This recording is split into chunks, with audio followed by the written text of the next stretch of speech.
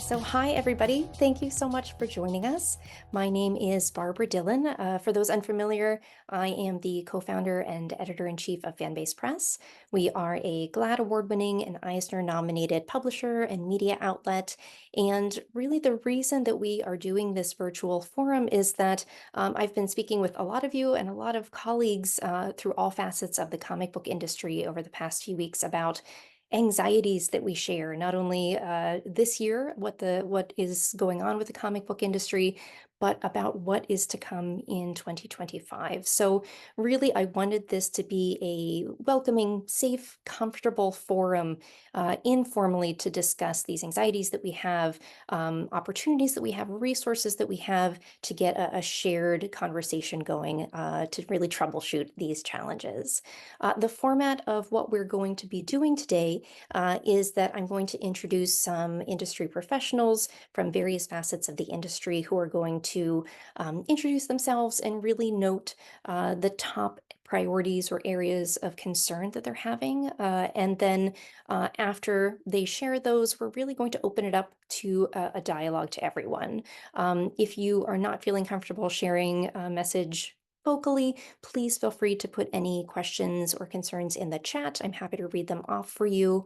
I do have some questions in case folks are feeling a bit nervous today. I have some questions available for all of our panelists as well. But really, I'm so glad to have all of you here. I know we're going to have a lot more folks joining us as well throughout the next hour and a half.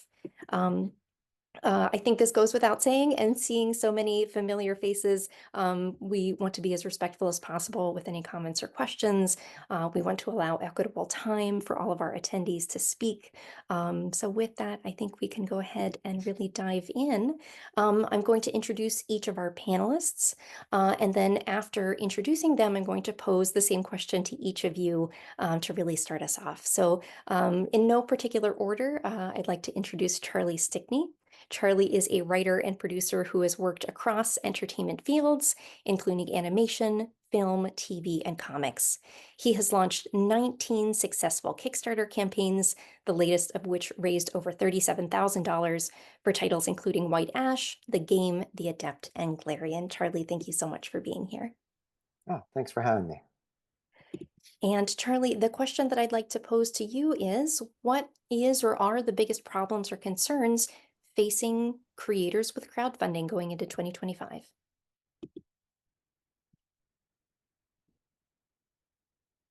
Oh, Charlie, can you hear us? I think Charlie may have froze. We'll go on to introduce the next person, and we'll come back for Charlie's response in a moment. Next, we have Melissa Mizaros. Melissa, am I saying your last name correctly? Wonderful. Melissa is the owner and publicity director for Don't Hide PR.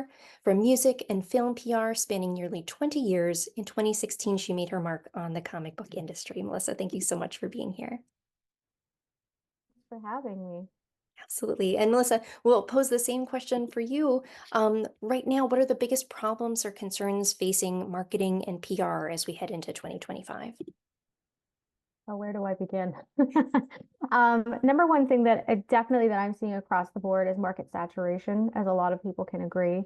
Also, it's just what we're up against with publishing and printing costs and distribution costs, and mainly what I'm very concerned about the tariff conversation more than anything. Yeah. Well, I'm sure we'll be tackling a lot of that today. So thank you so much for being here. Next, I'd like to introduce Richard Zwieback. Richard is a commercial sales representative for Walsworth, one of the 30 largest printing companies in the US and Canada, and the #3 book printer in the region. Richard, thank you so much for being here. Oh, I think you're on mute right now, Rich. Yes, I was. There you are. Yeah, thanks for having me. Hi, everyone. I would say to echo what Melissa said, the tariffs and supply chain and cost control are going to be the major challenges of 2025. And I certainly can expand upon that in my time that I will be given a little further down the line. Excellent. Well, Rich, thank you so much for being here. Next, we have Jack Phoenix. Jack is the Collection Development Manager for Cuyahoga Falls Library in Ohio. He is also the author of the book Maximizing the Impact of Comics in Your Library, Graphic Novels, Manga, and More, which earned a starred review from School Library Journal. Jack, thank you so much for being here. Well, thank you for having me. I appreciate it. Absolutely. And Jack, same question for you. In terms of the library space, what do you see as the biggest challenges as we head into the new year? So naturally, anything that is also affecting publishing and that's going to affect prices or distribution is going to affect libraries. But more specifically, something that I can get into in more detail later, graphic novels and comics are great for dealing for tackling sensitive topics. And unfortunately, a lot of those sensitive topics in that medium are under fire from book banners, and we suspect that 2025 will just make those things worse. And then there's also just the usual problem that libraries face with not just comics but other items too, is we have to balance between our spending on what's popular and what's going to circulate versus filling subject gaps on our shelves with items that maybe won't circulate as often. So, do we buy 12 Dogmans knowing that they'll all circulate and not leave any room for something a little bit more STEAM oriented? So. Well, Jack, thank you so much for being here. Last but certainly not least, we have Eddie D'Angelini. Eddie and his wife, Kristen, who is unable to join us today, were co-owners and managers of Heidi Ho Comics, one of the longest running comic book stores here in Los Angeles. Eddie is also the writer and artist of the webcomic Collectors, which is loosely based on his own life, marriage, and comic collecting obsession.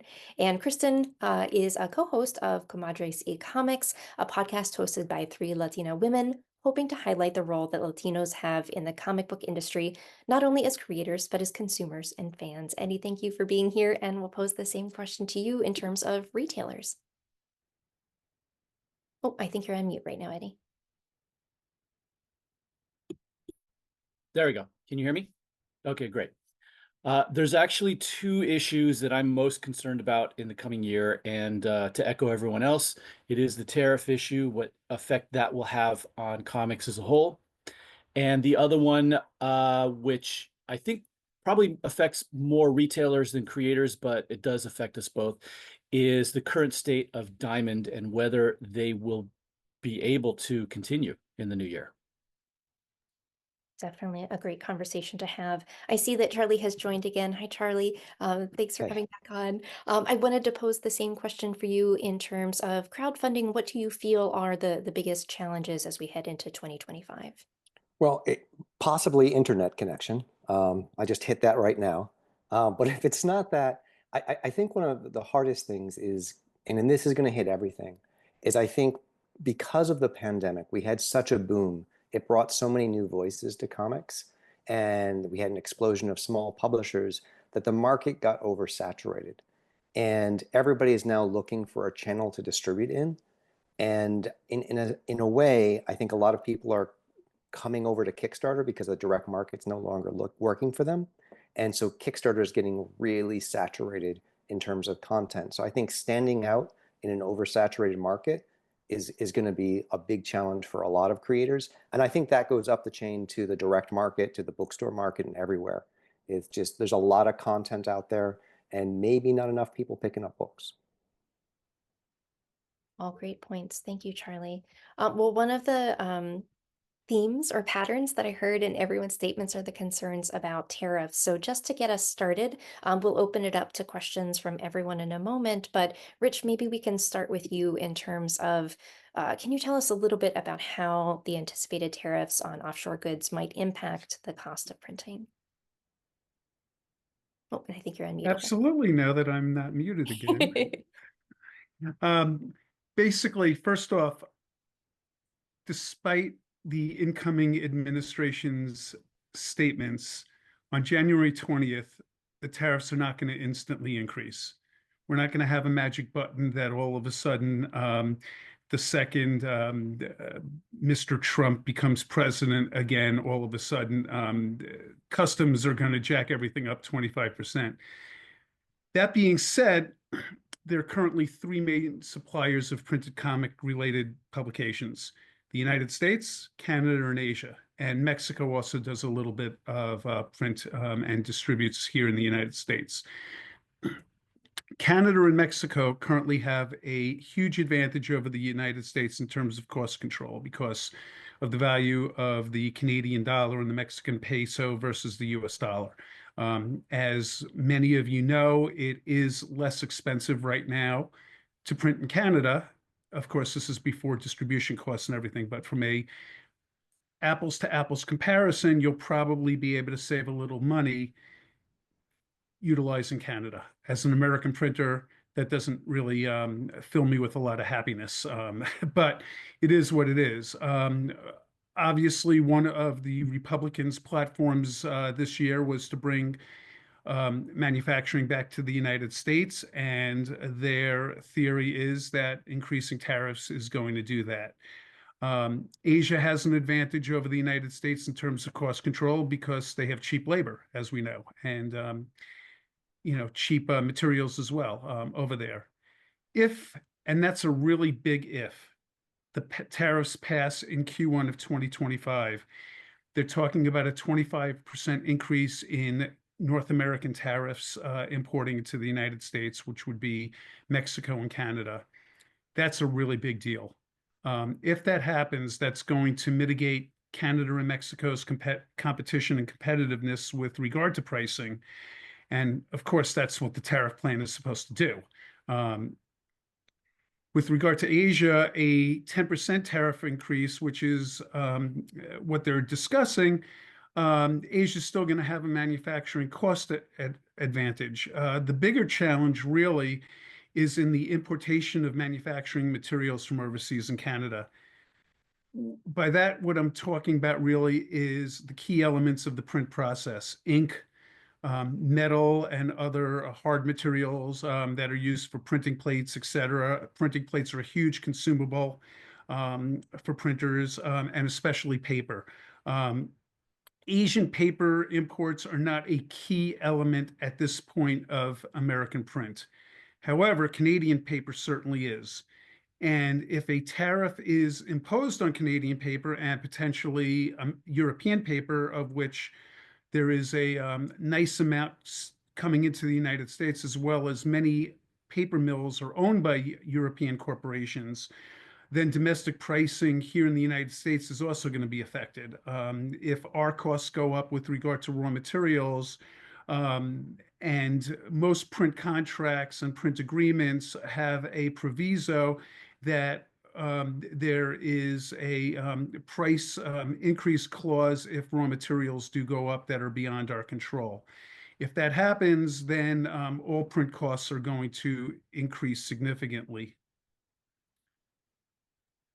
That's a lot of really great information. Thank you, Rich. I do want to open it up to everyone. Again, I have other questions that I can certainly pose to all of our panelists, but is there anyone that has a question? And feel free to just go ahead and shout it out, or if you'd feel more comfortable putting it in the chat, please feel free to do so.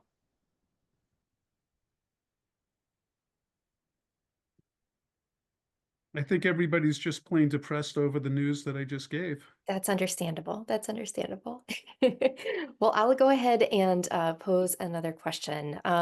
Why don't we talk about marketing? Melissa, it seems increasingly challenging proposition to secure marketing and press for comic book projects these days. What do you feel are the key areas of marketing that you feel are most impactful for a comic book project?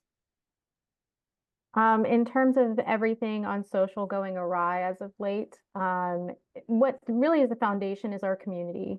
And there is a very, very amazing network of folks, whether they be journalists or creators or publishers, folks who do Kickstarter or any, even the shops that we have that are fantastic. Everyone is of this like just general nucleus that keeps that frame of work alive.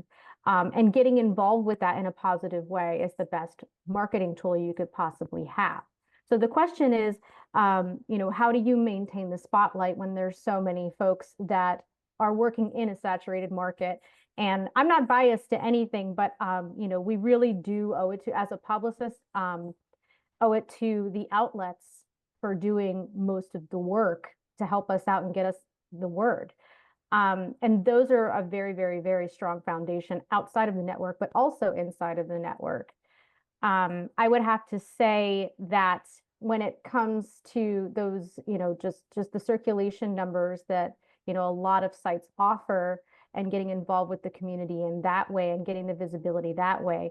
And it's also about the longevity stance of that. So if you are working with a publicist or a marketing team and for extended periods versus like, oh, you just do one project, because you have to think about each time you're marketing something that you're scaffolding.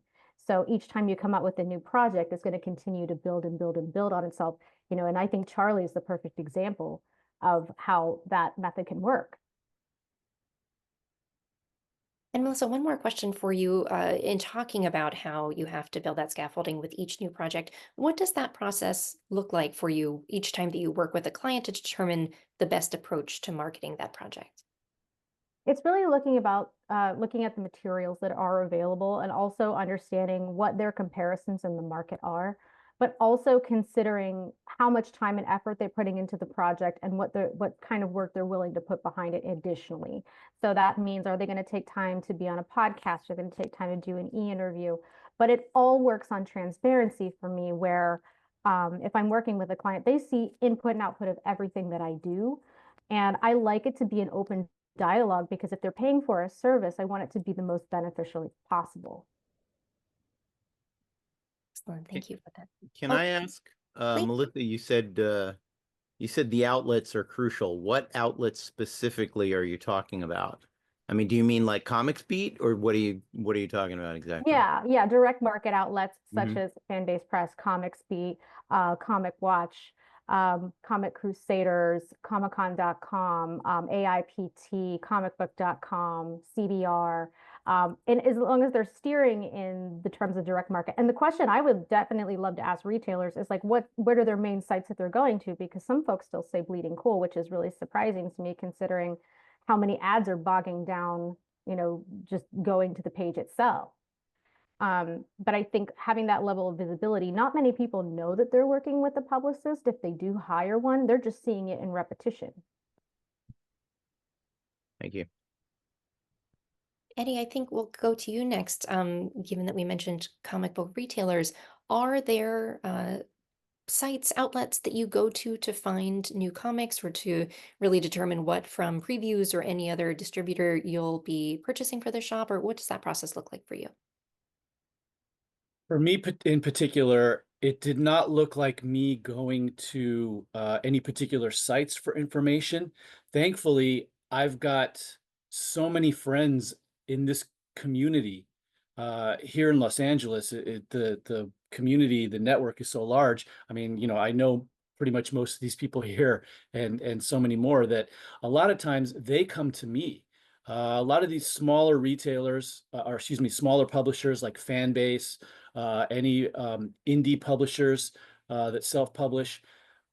I know so many of them, and they come to me. So I don't really go to any hot sites like Bleeding Cool or anything like that to get the newest information. A lot of times the distributors themselves present the information to us retailers before or around the same time it kind of hits the news outlets. So we kind of know about it well in advance. So unlike the consumer, I'm not going to those particular sites, those particular news sites. And frankly, because it's a little frustrating, like someone earlier just mentioned with Bleeding Cool, it's so bogged down, you can barely even read anything. So as a retailer, we have so little time. I'm not going to sit there for, several minutes trying to read a news article when I want the information right away. Eddie, how useful I'm sorry to jump in again, Barbara. No problem. How useful do you find the Lunar catalog? Frankly, not really useful at all. That was what I was afraid you were going to say. Yes, their website itself also is not that great.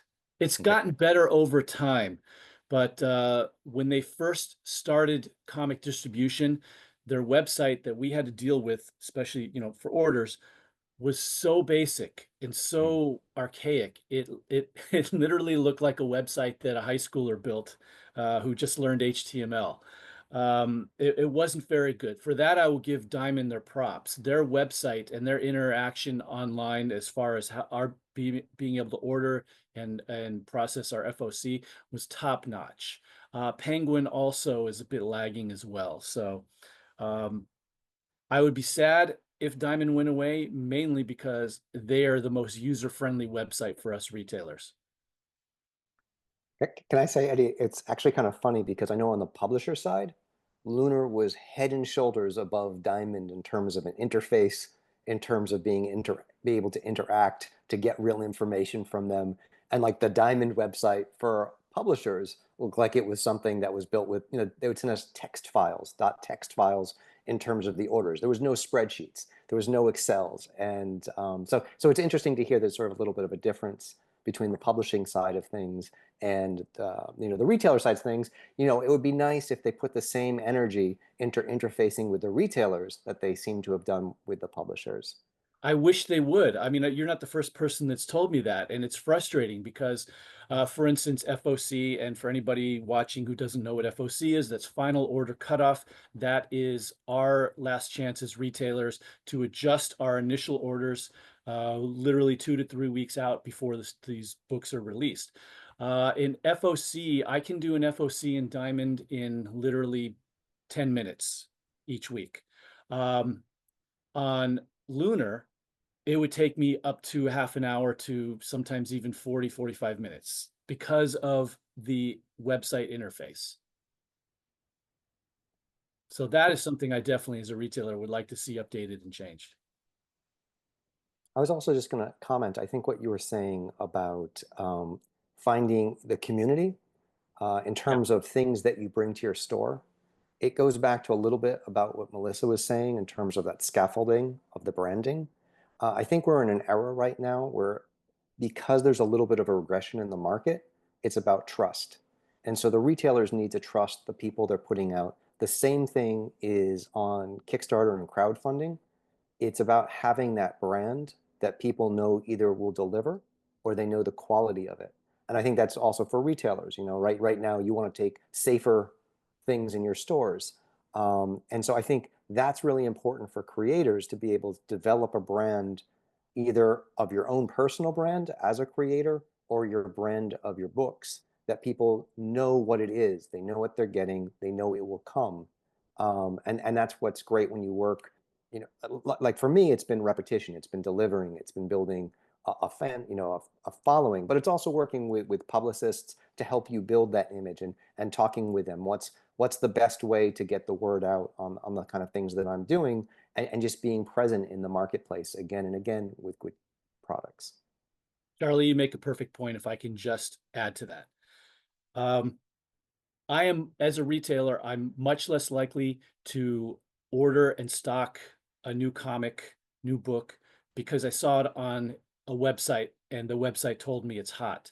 Now, someone like Charlie came into my store to promote and have me carry White Ash, and I can see right away that not only is he bringing me the book, but he is bringing me the potential of an audience. He showed me that this book has proven to be an audience favorite and a bestseller on Kickstarter over and over again. And that is something that any retailer, if they put in a little work, can repeat to a certain extent in their shop.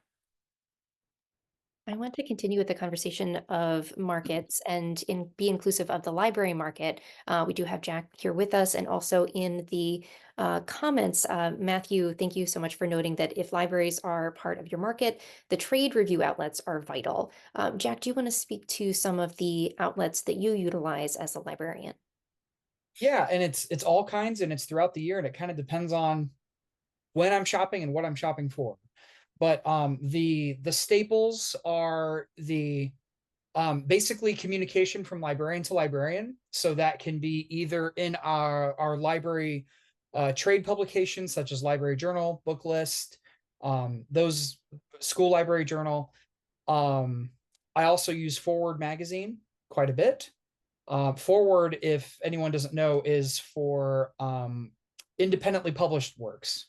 So their graphic novel section is always invaluable to me. But I also use a lot of websites that have librarians involved. No Flying, No Tights, GNCRT recommended lists, ALA recommended lists, those types of things.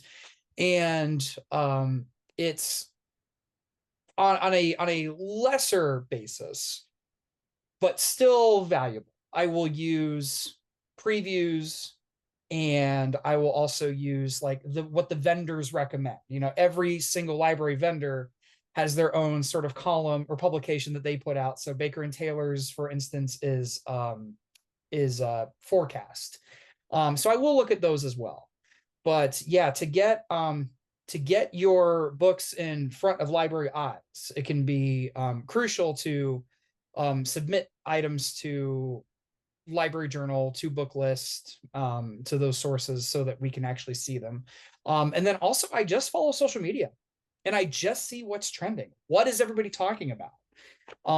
And I also, just follow the bestseller list throughout the year too.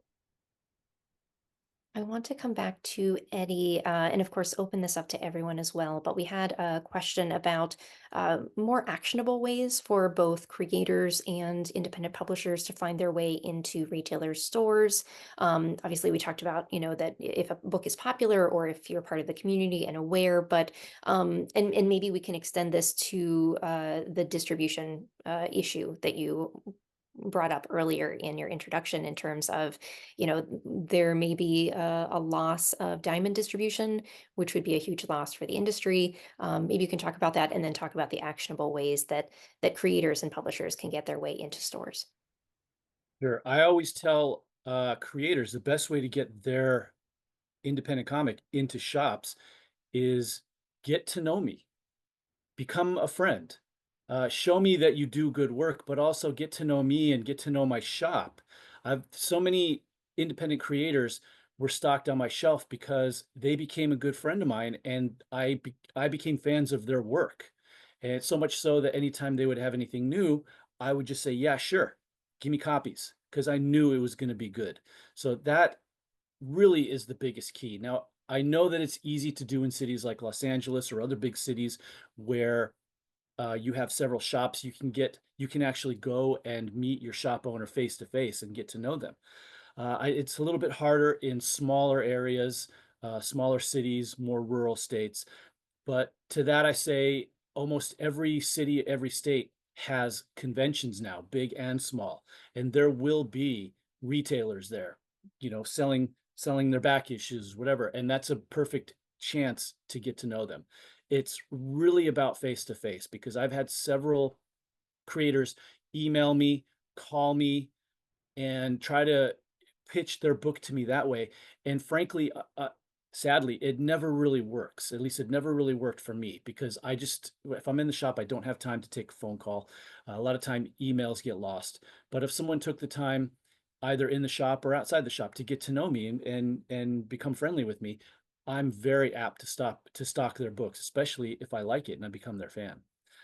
I want to pause and give a shout out Yeah. to Melissa Olson, who has left a note in the comments. She's in Madison, Wisconsin. I know Melissa personally, and she is wonderfully talented and a lovely person. So it may be tough to meet up in person. She is. To that also, there's social media. There's so many creators that I've met on social media that I've never met in purpose, but in person, I mean, and then I've become fans of their work, and I know them.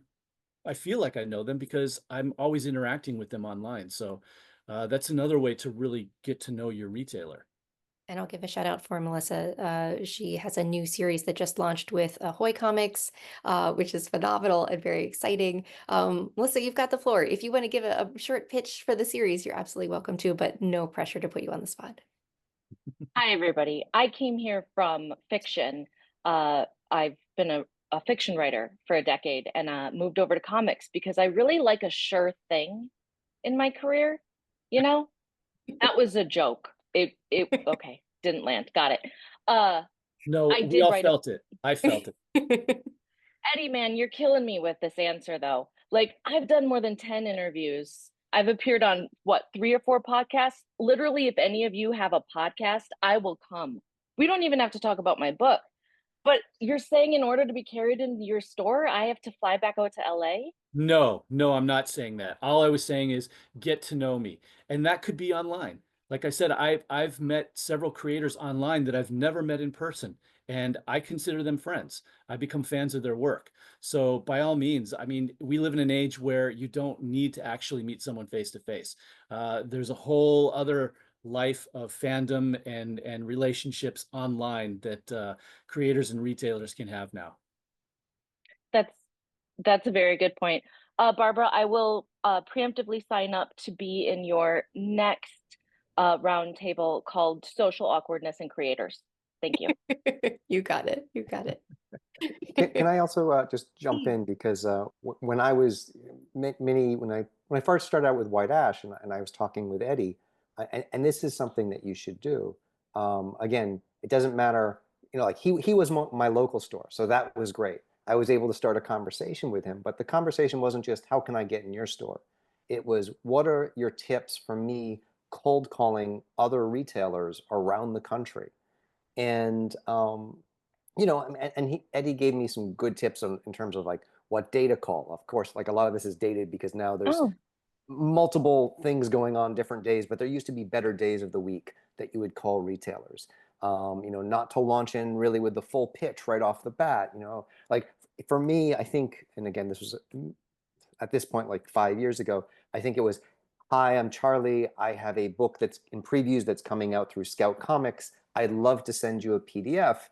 And then I would follow up with more if they wanted to hear more about it. But the piggybacking on that is this is not a one-time thing.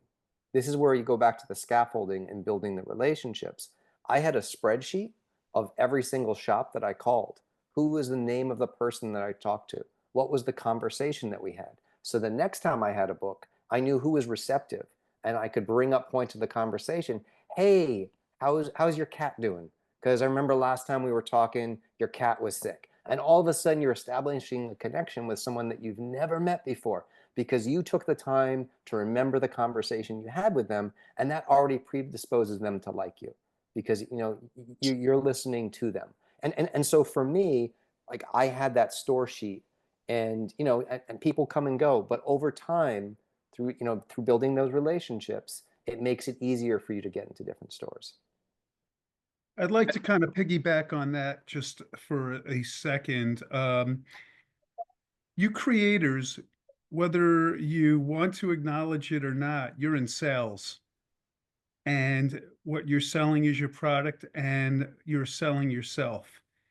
And speaking as a salesperson, the benefit of even a Zoom call where somebody is seeing you face to face is a massive advantage over simply sending out blanket emails to everybody and hoping for a response.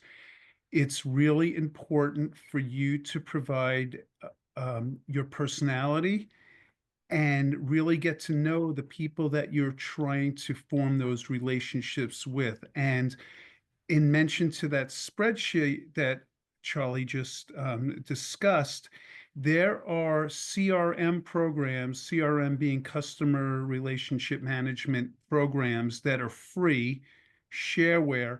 I would suggest that you all look into that. It's easier than utilizing a spreadsheet. The information, all you have to do is input it on there. You can pull out whatever data that you need from it and utilize that to sell your product and to sell yourself.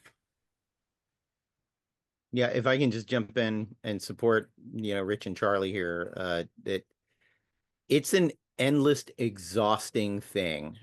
And, I was not born an extrovert. I have made myself one by sheer force of will. But I remember going to a con once and looking at my bag full of comics and thinking, writing comics is a traveling salesman job. I am a traveling salesman. I am going all over the country with my bag of things. I am going to conventions. When I travel, even not for comics, my wife is wonderfully tolerant of me looking up what the closest comic book store is, walking in, seeing if they have my books, signing the books, learning the person's name so they can go on the Charlie Stickney list of, people I know and have spoken to. And, podcasts, I am a podcast whore. I've done 10 podcasts in the last 4 months because I say yes to whoever asks. As I look them up and they're not, literally posing with Nazi regalia, they're in. I will, anything but that, yes, absolutely. A couple of nerds with 3 followers, fantastic. Have me on. Because you never know. You got to pursue all of it. And like I said, it's exhausting and painful, but in the 21st century, there are no massive PR firms with publishers that are making it all happen for you. I'd like to go next to Rachel Nelson, who is a social media guru who is here with us today. Rachel, would you like to speak to building online personalities?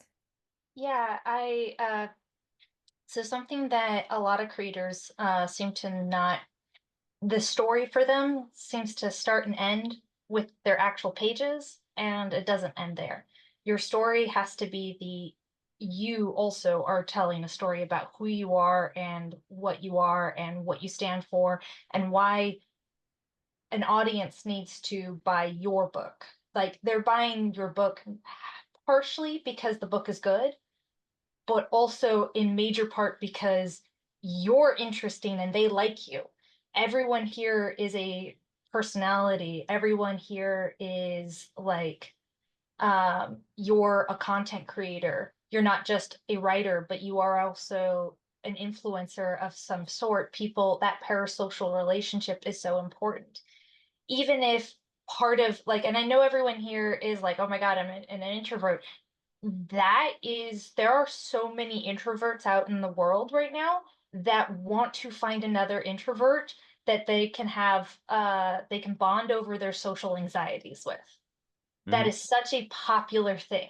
Like you can find how you talk to your audience, and your audience will then want to invest into you. Like, that's what everybody has to be thinking about. And this is a small little thing that I have just noticed being a part of this community for the short amount of time I have. Please, everyone, when you're posting your thing about your Kickstarter or your new book or your whatever, and you're going on Instagram and you're going on Blue Sky, you're going on Facebook and you're going on Twitter and your X or whatever, and you're going on to each one, everyone, you need to switch up your language and your visuals for each different site. They can't be the same thing. You got to think of Blue Sky as one type of thing, Instagram as another type of thing. Each one of them, your audience should interact with them differently. If they see the same post from you, the exact same words, the exact same images, the exact same message, it becomes white noise. And that's how you get lost, and that's how you get drowned. So how you interact with your audience on Blue Sky is going to be different than how you interact with your audience on Instagram. That's just a little tiny thing that I've just noticed, and that's you got to start thinking about, what are all these platforms for you? Is this my platform where I just give announcements? Is this my platform where I actually directly one-on-one interact with my people? And hey, I'm going to do, like, my Instagram stories are where you can tell me your favorite comic books, or you can give me your like fan ideas or whatever it is. And that's just little 2 cents there. Melissa, I want to go back to you for a moment in terms of when you are onboarding a new client. Given the introverted nature of many of us, is there a part of the conversation of what the expectations are for each side of the equation, of what they can anticipate from you in terms of marketing, and if they feel very introverted, what you offer to them as well? Yeah, for every client that I take on, I require a consultation just to make sure that it is a good fit, because it is a very symbiotic relationship where it's give and take, where they have to put the time in, like I'd mentioned before, but also I have to suss out the fact that they're going to be getting in touch with my contacts and I am very aware who my contacts are and what they represent and their brand vision and my brand vision.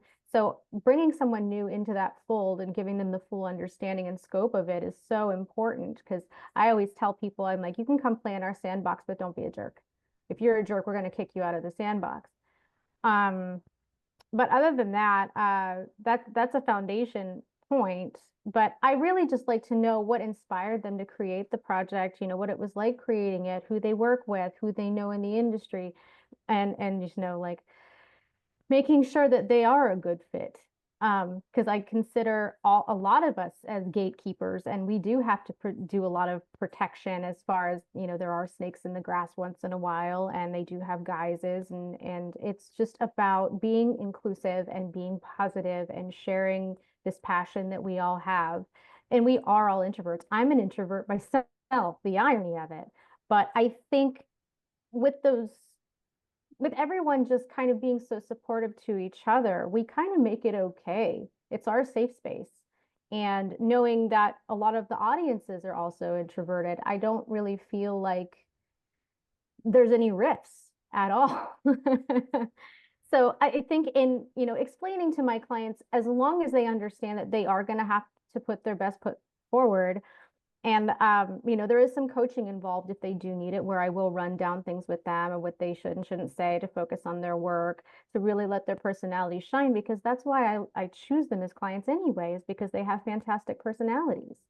I know that sounds really biased, but I'm biased in ways that it's like I said, you don't want to let anyone bad in the circle that has bad intentions or any of that. So yeah, I hope that answered the question. Absolutely, it did. Yes.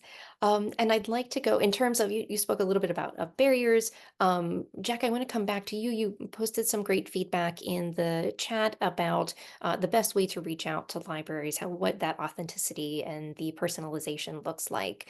I know that there are barriers, though, in terms of libraries being able to take on books from independent creators. Would you mind speaking to some of the barriers, just in case folks aren't aware of those?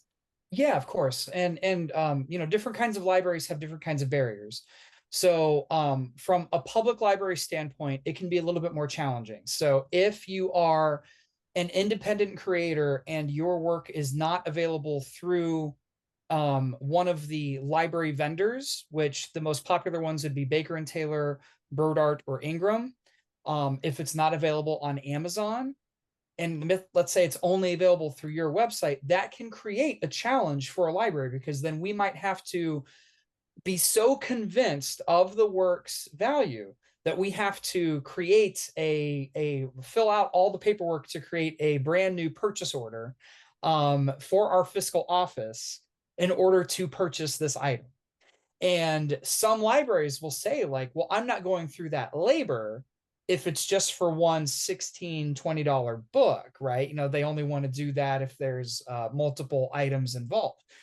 So if you're able to make arrangements to have your works available through one of the mainstream vendors, that's fantastic. If you can't, then just be advised that you might really have to work hard to convince a library that yes, this is worth the extra effort to acquire this for your library, and here's why.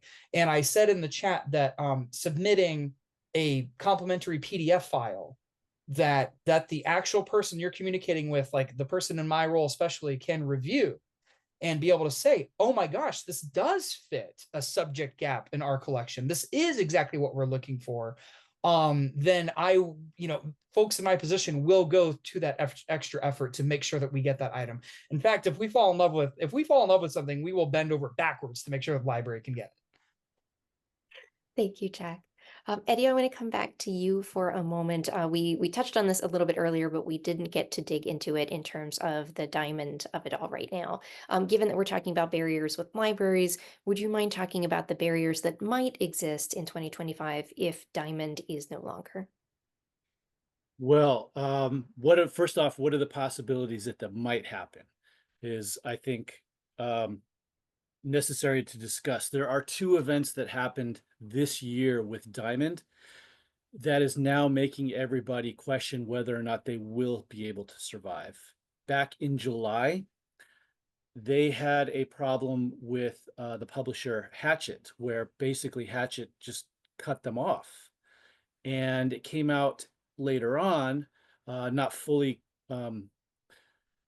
substantiated by Diamond, but through other people, that there was a money problem, which on Diamond's end, which is a little bit scary because Diamond has always been very good about paying, at least the larger publishers. And then in November, which is last month, they closed their Pittsburgh warehouse. They had 2 warehouses that they distributed from to retailers. They closed one of them, and now the one warehouse is basically is overloaded with work trying to get product out to retailers. And unfortunately, right now they are failing miserably.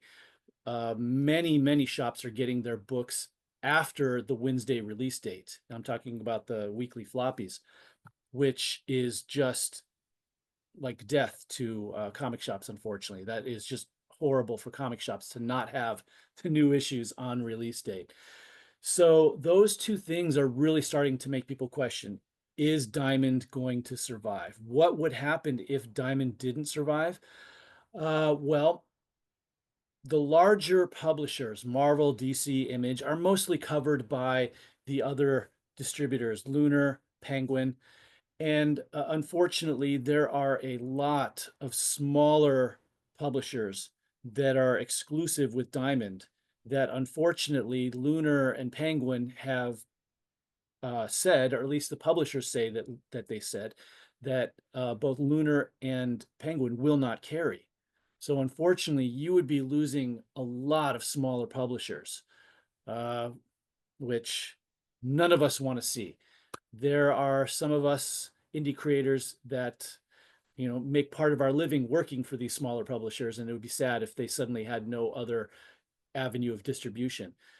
What could happen? I could see maybe some of these banding together and starting a smaller distributor that focuses solely on small publishers. But it seems like it's something that would be really tough to get off the ground. I don't know if something like that could happen. It would be great if it did.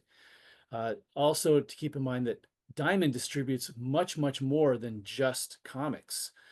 They are toys. Part of their business is Alliance, which distributes gaming stuff, including Magic the Gathering.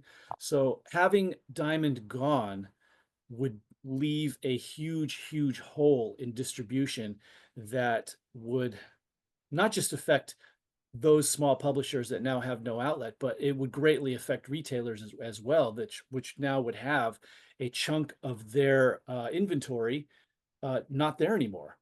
So I would like to see Diamond survive and stick around definitely as much as possible, as long as possible. I honestly, I would be worried if they just disappeared. Can I just quickly add to that? Yeah. I would say 2 things. First of all, if you're an independent creator and you're looking for a publisher right now, I would be very careful about signing with a publisher that only had Diamond distribution, unless you have very clear out terms with your contract. If, say, like maybe even have that put in, where if you lose your distribution, I get my rights back, because that's often the reason that you're signing with a publisher. So just, I'm not saying don't do it. I'm saying just protect yourself, Yeah. because this is something that can happen. And the second is there would be so many downstream things that would happen if Diamond went away. And like you said, there'd be a lot of smaller publishers that would go. And I think that would increase even more people coming to the crowdfunding space, which again would make that more difficult for people who don't have an audience, who don't have a track record there.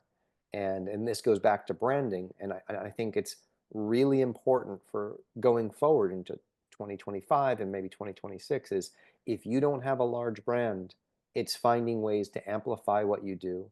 You're even seeing this in the direct market. You see things like Ghost Machine, which is a bunch of different creators who are coming together, who each had a decent sized audience, and hopefully together they can have a larger impact. And I think you're going to see some of that on Kickstarter. and other places where people come together to amplify their brands. Yeah. If I can, I want to add one more point to what I was talking about. Then I have a question for you regarding Kickstarter, Charlie. One of the main concerns right now with Diamond is that because they are having problems getting product to shops on time, with one warehouse now gone, I see it almost as a possible savings and loan situation where you hear news stories about a savings and loan being rumored to be in trouble. What is the first thing all of the depositors do? They all pull out their money, which then causes that savings and loan to unfortunately fail and go under. A lot of what is happening now is a lot of retailers are saying, I'm insulating myself from Diamond in the coming year. I can get Marvel here. DC is already locked in at Lunar, but there are so many other publishers that I carry that are now being carried elsewhere. I am just going to move my business away from Diamond over to there. And I feel like that mass exodus could have a serious, serious effect on Diamond. The question I have for you, Charlie, is something that I kind of touched on previous. If Diamond does go under and so many of these smaller publishers, along with indie creators, really, really build up Kickstarter, what is the possibility that Kickstarter could possibly go into distribution? So I don't think Kickstarter as a company would probably look to set up its own distribution channels. They may, like, they have a couple of things that they're partnering with people. I think if it was financially viable, they might find a way to partner. But I think, and I've talked to some retailers about this too. The problem is there's such a scattered range of creators on Kickstarter, right? And there are the professionals who are putting out products. They're the people who are responsible. But then there's a third of people who maybe do one project and either deliver or don't deliver. And so that becomes difficult if Kickstarter is brokering something. Like, what kind of guarantee are those books going to come through? And I know the direct market is based kind of on that system anyway, where you say, hey, I'm going to order this, and 2 or 3 months later it's in my shop, and you're allocating cash flow for those things. But it's a little bit different if you don't know what that time, what that turnaround is. So I don't know if Kickstarter would do that. And if they did do that, I don't know if they would offer it to everyone. Like that's the thing. And then you start getting class tiers on Kickstarter, which is against kind of the egalitarian feel that I think attracts so Right. many people to the platform in the first Right. place. There is precedent with regard to publication distributors going under. 10 years or so, there was sort of a perfect storm in publishing, and several newsstand distributors went out of business and left serious debts to publishers. I would strongly recommend that you get a real good feel for where your money is. And if there's any money that is owed to you by Diamond or any distributor, track it and make sure you follow the money, because again, if they do collapse, you could be out a significant amount of money, as many publishers of magazines did about 10 to 15 years ago. So again, watch your dollars and cents and make sure that you get a good accounting consistently from your suppliers. Ultimately, too, perhaps maybe this is all just sky is falling talk, because ever since DC first left Diamond to go to Lunar back during the pandemic, retailers especially have been screaming, the sky is falling, Diamond's going under.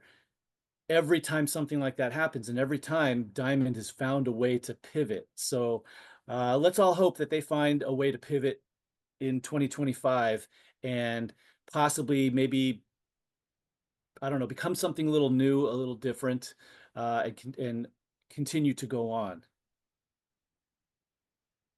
I have lots more questions. We've got a half an hour left, but I'm going to be thoughtful of the group. Is there anyone else that has questions of any area of comics? I just have a really quick one. Because I've worked in distribution. I've worked at a retailer store. I work with small publishers now. And we have these lovely 400-page behemoths every month that come out for previews. What is the actual value, if there is one anymore, of asking for a featured item or something like that? Or are you just looking at it and you realize contractually obligated?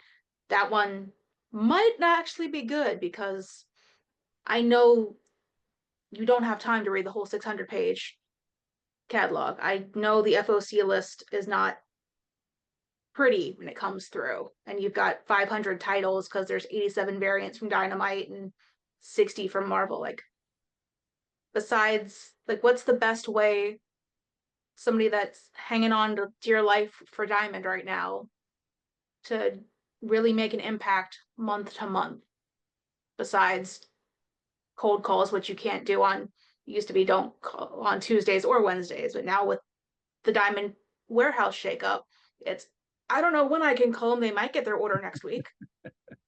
Like, what's the best way for a small publisher who's trying their darndest to make an impact? Because the one that I work with just got on FOC right as Plattsburgh closed. So we have not seen a correct release date, or half of our variant covers show up in stores yet. Like, is there anything I could do besides I wish I had lights an and answer for candles? this. Yeah, I wish I had a definite answer for this, but it is so tough for retailers right now. It's hard to give you something definite there, because yeah, it used to be, don't call on a Tuesday because we're processing the new books. Don't call on a Wednesday. That's new comic day. That's our busiest day. But now it's, oh, we're getting our books late. So don't call on a Thursday because that's now the day that's really busy. Oh, but DC also now, actually they backed this. I think they backed off on this, but for a while they made Tuesday their release date. So don't call on Monday because we're processing all the DC books. I don't know what to tell you other than, gosh, call me Sunday afternoon or something. I don't know. It's a really tough thing to give you an No, answer for. And I someone, appreciate even any, you just going, yeah, there's no set answer, because that's what I keep trying to tell people, is there is really, no yeah, set answer anymore. The industry has been in such flux for the past 4 years that even people you assumed were gonna, like, people like, oh, if I send them with Diamond, I can get Diamond books and then I'll be in the book market.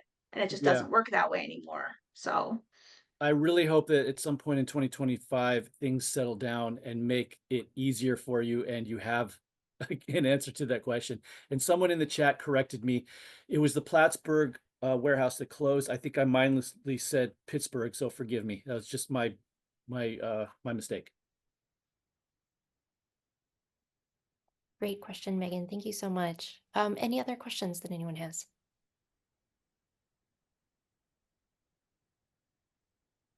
Right, well, I'd like to go back to Charlie. Charlie, given that we've talked about all of the barriers, the challenges existing in getting into libraries, getting into retailers, with folks turning to crowdfunding, is there a piece of advice that you would offer to creators who are doing their first campaign in 2025 versus those who are experienced, maybe have a few campaigns under their belt? Well, I think it depends on who that creator is. You know, if it, and he's already done this, but if it was Scott Snyder coming to Kickstarter with his first campaign, I wouldn't worry too much, right? You know, he already has a fan base that he's bringing with him. But if it's a creator and this is their first comic that they've ever done, I think it's really start small. And you got to think that this again is going to be a long haul. You know, there was something Elizabeth put in the chat about authenticity plus trust over time, like that. That's really what Kickstarter is. You know, you have a chance to show yourself. You know, like from the very beginning, I always put myself in the Kickstarter videos because I wanted to associate what I was doing with me, and hopefully people would like me. And if they liked me and they liked the book, you know, they put those two things together. And I wanted to have a video where I talked to people to establish some trust. We were building a relationship. And I think that that is the key to a lot of it. But you have to start small, deliver a good product, and then come back. And And again, these are all, I'm sure Melissa could talk about this way better than I could, but it's about marketing. It's about putting out a brand and building it over time. You have, it's the same thing you do at conventions. If you're in the same spot every year, people eventually find you and realize you're a thing. And they'll do that on Kickstarter too.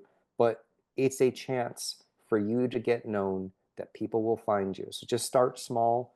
Don't rush into it. Don't do anything too ambitious. And if it's something good, people are going to find it. And if you keep going with that thing that people can identify with you, I would say the other thing, like just in the same thing, is like some creators, and a few can make this work, but I think there's too much of a rush to be like, I'm launching this franchise and I'm launching this franchise next month.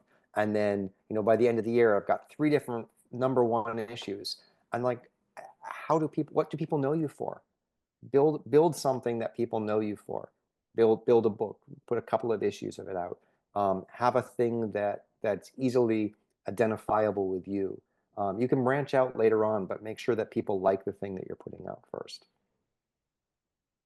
Melissa, is there anything you want to add to that? I would say that, yeah, Charlie articulated it perfectly, but yeah, as long as, it's hard to be an advocate for your own product. You also need other folks to endorse it so you feel like it's good, so you can have that, basically continuum of keep going. I get that it can be daunting, but if you are starting off slowly and you have a project and you're getting involved and it grows and grows and grows, and I'm not talking, it's not going to happen overnight. It's not going to happen in a year. Sometimes it doesn't happen in 2.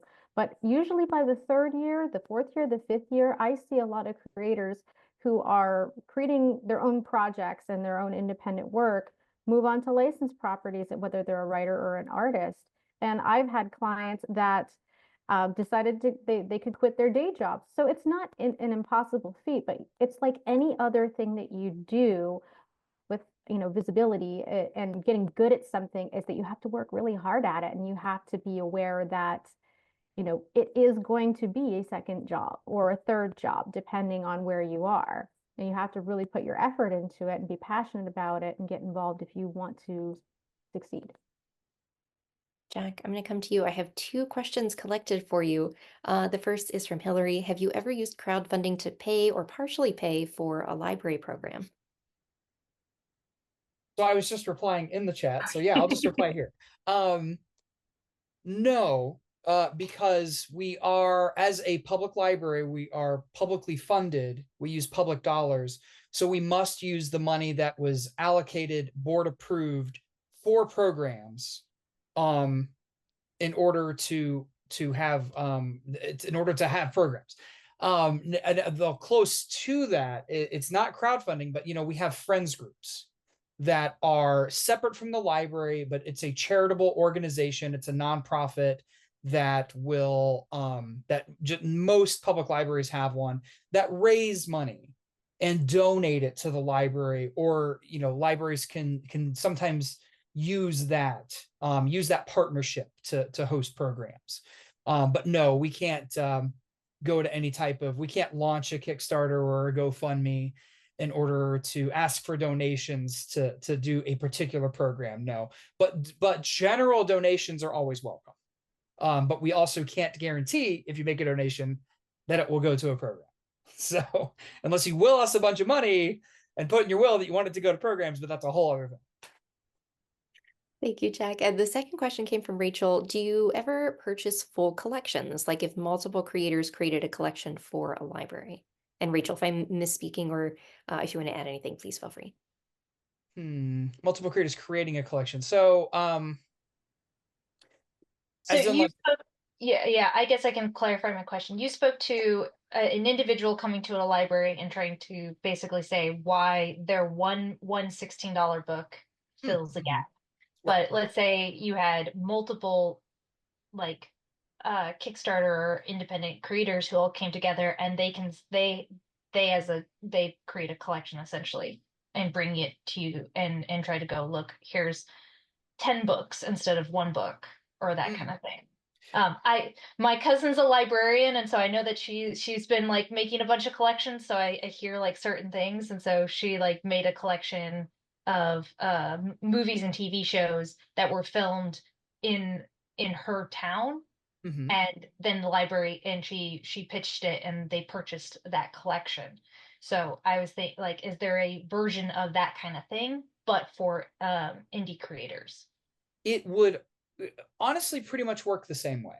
So so I've never encountered that before. I've never had like a group say, here are all of our individual works collected as a collection. Here you go. But ultimately, I would basically kind of it would be the same sort of criteria that I'd be using. So I'd have to take each one of those items and apply it to our collection development, run it by our collection development policy, make sure they fit. And if they do, then it's going to be okay. How what can you provide me to help me measure this? So measure the quality, measure the validity, measure whether or not this is for our community. And so maybe that's reviews. So if these items have been reviewed by reputable review sources, I'm probably going to find that on my own, and then we're good. If they have not, then it's sort of like, okay, then what can you give me? Oh, you've this library carries them, and you can tell me that. Okay, great.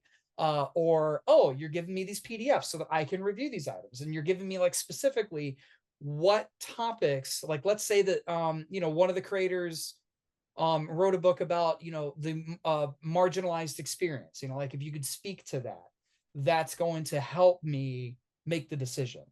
And having it be a bigger purchase can make doing the aforementioned paperwork a little bit easier sometimes, because it's just like, yeah, I'm more willing to probably fill out a blue purchase request form for $300 than I am for $16. But it's ultimately going to basically be the same criteria. Okay, thank you so much. Yeah. Any other questions from anyone? Rich, I want to come back to you. And you've talked about some of this, but what are some of the considerations that we as creators and publishers should keep in mind as we're vetting printers in 2025? Okay. Well, be proactive. That's the most important thing I can tell you. Your understanding that orders and plans should be determined as early as possible is going to be a huge benefit to keeping your business stable. You should be looking for a partnership with your suppliers. I hate the term customer, for example. I like the term partner. I feel that you need to have people working with you that have a vested interest in your success. If the blank hits the fan, let's just say due to tariffs or other factors, and you might have seen something about California, a state of emergency with regard to the bird flu. And boy, that sounds a little familiar with a couple of years ago, something called a pandemic. Well, if those things happen and distribution collapses and manpower collapses again, printers are going to fill up quickly, and foreign printers, if they are able to get stuff here, they're going to have much higher rates and a lot of shipping challenges. So what I would ask, if you're looking towards your printer, ask them a lot of questions. Ask them, hey, where are they getting their paper from? Are they getting their paper from Canada? Are they getting their paper from the United States? What happens if there is an embargo upon foreign shipments? What is their backup plan? Get a contract, get a written agreement as soon as you can. Define your shipping and delivery goals to your print partner. Determine your maximum runs, for example, for your orders. It's a lot easier if you tell a printer, oh, I have a run of 2,000 coming up, and then to tell them down the line, oh, I only need 1,500. That's going to be a lot easier than telling your printer at the last minute, oh, I need to go up 500 copies or 1,000 copies, because there could be the potential that they may not have the paper, or for that matter, the press time to increase your print run. It's all about communication. Just verify with your suppliers that they have a supply chain developed to respond to whatever challenges are going to be ahead. Be flexible with regard to paper. If you're on a 60-pound gloss sheet, get samples of 50-pound, get samples of 70-pound right now. Don't wait. Find out what your alternatives are going to be if there is a supply chain challenge and how you're going to pivot. If you're on tech stock, ask them, hey, what do you have with regard to mat stock? Just be prepared to be as flexible as you can with regard to your material choices. The other thing, we've been talking about diamonds. Find out if your printer has a fulfillment plan. Do they have fulfillment capabilities? Can they ship directly to comic shops, for example? Can they ship directly? Do they have a mail program that they can ship directly if they have to? Look at alternatives to whatever you're doing now and make sure that if your current supplier can't help you, find out why, create alternatives, and protect your business. Do not assume that it's going to be business as usual. That is the best advice I can give you. And work with your suppliers, whether it's your distributors, whether it's your printers or anybody else that you're dealing with, to make sure that you have a backup plan. Thank you, Rich. We have about 15 minutes left. First, I'll pause and ask if anyone has any questions, and then I have one more question that I'd like to pose to all of our panelists. Any questions? Okay. Well, I know, Charlie, almost a year ago, earlier this year, we had a panel talking about checking in with creators and other individuals throughout the industry and how we're navigating it just as ourselves and our own well-being. So, given all of these challenges, given all of the anxiety facing all of us right now and heading into the new year, what are the ways that you are taking care of yourselves, that you have resources available for yourselves? What would you recommend to your colleagues? And Charlie, we'll start with you again. So let's start with, what prescription drugs do you have access to? No, I think it's a really hard time. I think in general, even without all these external factors, comic books are hard because you have so few people, and each is a point of failure. You know, if your artist is 3 months late, that's going to blow up everything. If your writer is 3 months late, that could also blow up everything. So I think it's so easy for something to go wrong. It's already a little bit of a house of cards. So for me personally, I'm trying to forgive people a lot. Like I've had a lot of artists issues this year with things being super delayed. And I'm just trying to be understanding, because I could get really angry. I could get really stressed out about those people. But I think sometimes you just got to say, you know what, that's just how this thing is. And you're going to plan for the next one. And hopefully that will be better. And hopefully too many of those things don't stack up one after another. But I think if you're holding grudges, that's not to not be proactive, and try to, troubleshoot issues. But I think if you're letting yourself get too angry about things that aren't in your control, you're going to be in trouble. So like I try to let that thing go, and save getting angry with my children. So Jack, what about you?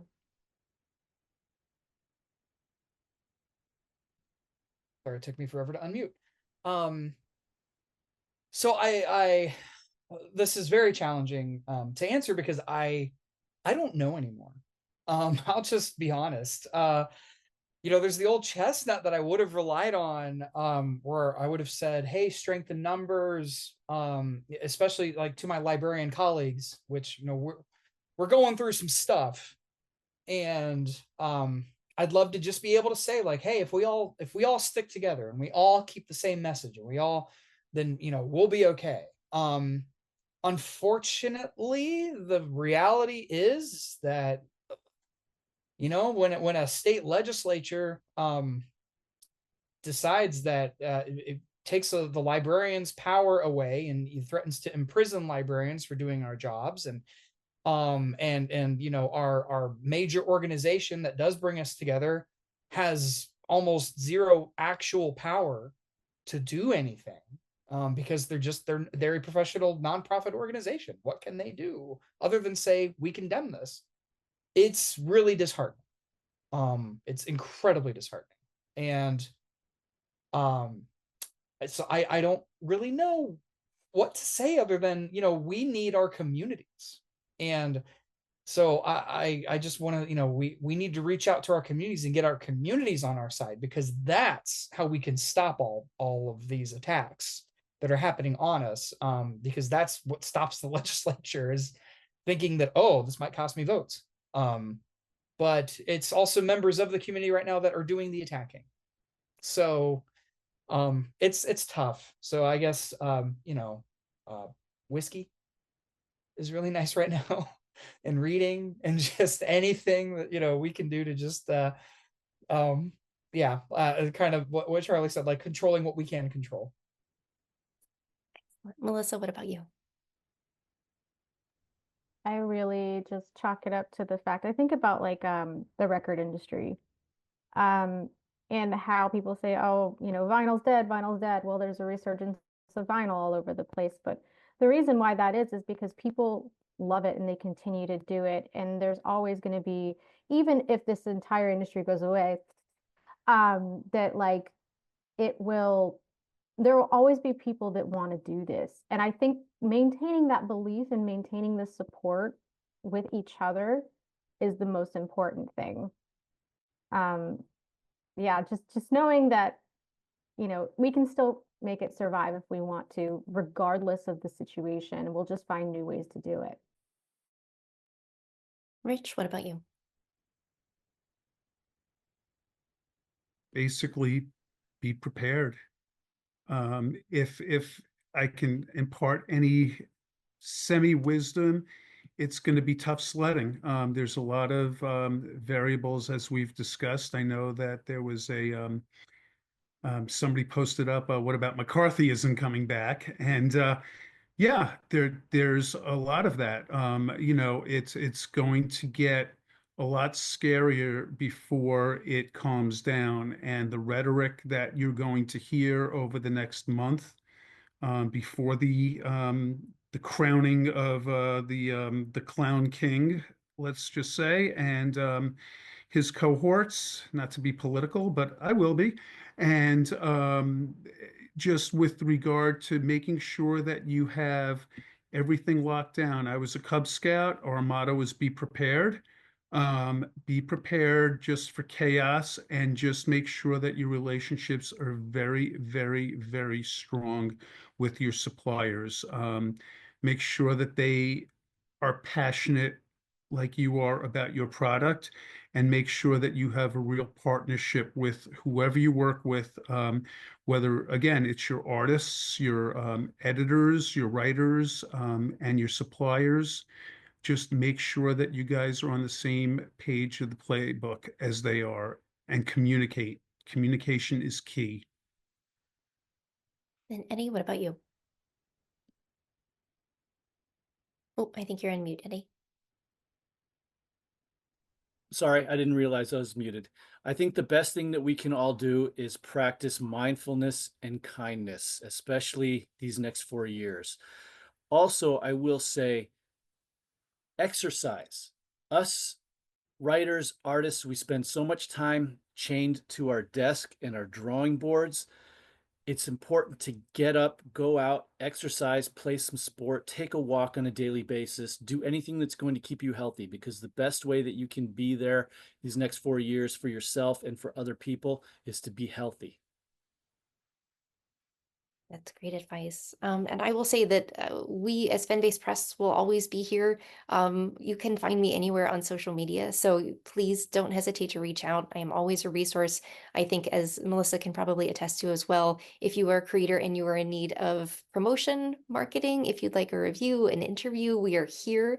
We are happy to help. Please send me an email. Please reach out to me through a direct message. I'm here and happy to help. Let's get the word out about your project. I will also note that I think, given the success of tonight, hopefully everyone has enjoyed this conversation. I'd like to do this on a quarterly basis. So I'd like to bring folks together. We'll do a revolving list of panelists. We'll talk about different things. If you have different topics you'd like to hear discussed, please feel free to message me. But otherwise, yeah, please know that this is a great community. We've got wonderful folks here and elsewhere throughout the comics community. So yeah, any final thoughts that anyone would like to offer before we close up for tonight? Yeah. There's two topics. I'm Liz. I'm a publicist, not only for comics, but across the board, both geek and outside geek. The two biggest topics that are going to come up, the way that AI is changing the way we deal with information, and the modern day McCarthyism is extremely real. And that's going to be a very interesting thing. But I will leave you on a high note. I just moved from the south side of Chicago, and which was pretty much decimated in the beginning of COVID. Not only was it the beginning of COVID, but the deportations were ground zero. It was awful. And this is the way that Pilsen, one of the neighborhoods, primarily Mexican, responded to a second Trump election. They issued a notice and said, "We look forward to seeing our neighbors on the picket lines, on the protests, and at the bookstores. See you soon." So, lovely meeting you all. Have a great night. Thank you, Liz. Thank you, everybody. Thank you to our panelists. Thank you to all of our attendees for all of your questions. Have a great evening, and we'll be in touch soon. Thanks, everybody. Thanks for doing this, Barbara. Of course. Thank you, Barbara. Yeah. Everybody find your joy. Yes.